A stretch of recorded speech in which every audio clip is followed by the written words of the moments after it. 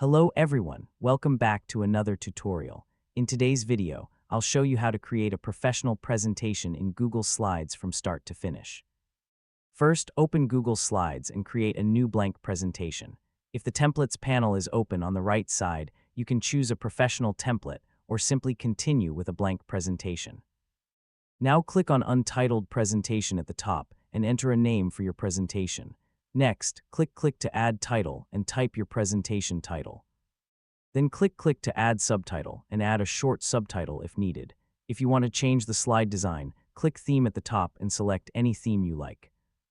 To change the slide layout, click Layout and choose the layout that best fits your content. Now let's add another slide. Click the plus icon on the toolbar to insert a new slide.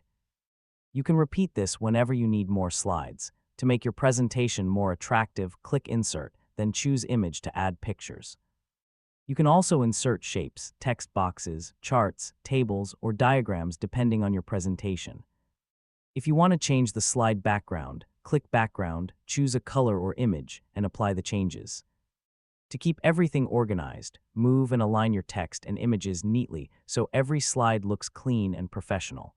Now click Transition to add smooth transitions between slides. You can also add simple animations if needed, but avoid using too many effects. When your presentation is complete, click the Slideshow button in the top right corner to preview your presentation in full screen. If you need to share your presentation with others, click File, then Download, and choose Microsoft PowerPoint or PDF document. Google Slides automatically saves every change to your Google Drive, so you never have to worry about losing your work. And that's it. Now you know how to create a professional presentation in Google Slides.